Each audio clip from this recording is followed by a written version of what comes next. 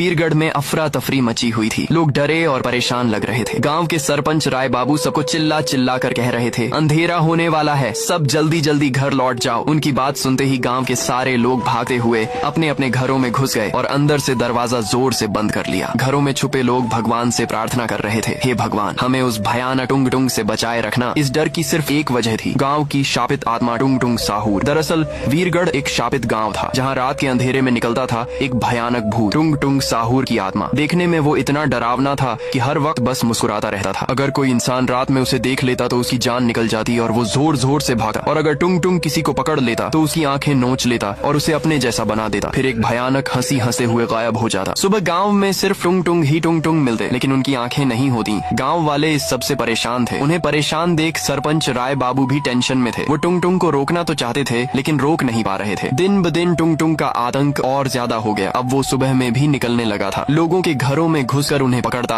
आंखें नोचता और अपने जैसा बना के छोड़ जाता। गांव में अब सिर्फ मरे हुए लाशें और टुंग टुंग जैसे लोग बचे थे। सरपंच राय बाबू इस सबसे बहुत परेशान थे। आखिरकार उन्होंने फैसला किया कि वो सच पता लगाएंगे। उस शाम राय बाबू ने गांव के सारे लोगों को घर में छुप जाने को कहा। जब सब छुप गए तो राय बाबू खुद भी एक कोने में जाकर छुप गए और रात होने का इंतजार करने लगे। जैसे ही अंधेरा हुआ, गांव में एक बार फिर वो टुंग टुंग बाहर निकला, लेकिन इस बार वो कुछ ज्यादा ही गुस्से में था। टुंग टुंग ने सारे लोगों को एक जगह इकट्ठा किया और सबको अपने जैसा बना दिया। राय बाबू कोने से सब देख रहे थे। गुस्से में उन्होंने अपनी तलवार निकाली और टुंग टुंग के सामने जा खड़े हुए। बोले, तू थोड़ा सा शुक्रिया है क्या जो बिना वजह इन लोगों को मार रहा है? टुंग टुंग ने कहा, तुझे मेरे बारे में कुछ नहीं पता। राय स्टार फिर उसने अपनी कहानी सुनाई। कुछ साल पहले की बात है, मैं भी तुम्हारे जैसे इसी गाँव के कोने में रहता था। मैं एक बहुत सीधा सादा और समझदार लड़का था। सिर्फ एक डिलीवरी बॉय की नौकरी करता था। सुबह से शाम बाइक लेकर इधर उधर करता और पार्सल डिलीवर करता। मेरी जिंदगी ठीक ठाक चल रही थी, लेकिन एक दिन सब बदल गया। एक दिन मैं राजपुरा गांव के एक बड़े से महल में डिलीवरी करने गया था। जैसे ही मैं पार्सल लेकर पहुंचा, पार्सल लेने एक सुंदर सी लड़की आई। वो उस महल की राजकुमारी थी। उसे देखते ही मैं उसका दीवाना हो गया। दिन ब दिन हमारी बातें बढ़ी और हम दोनों एक दूसरे से प्यार करने लगे। हर शाम हम दोनों साथ में घूमा करते थे। लेकिन उस दिन जब मैं उसे महल के पास छोड़कर जा रहा था, तभी उसके भाई ने मुझे पकड़ लिया। उन्होंने मुझे बेहोश कर दिया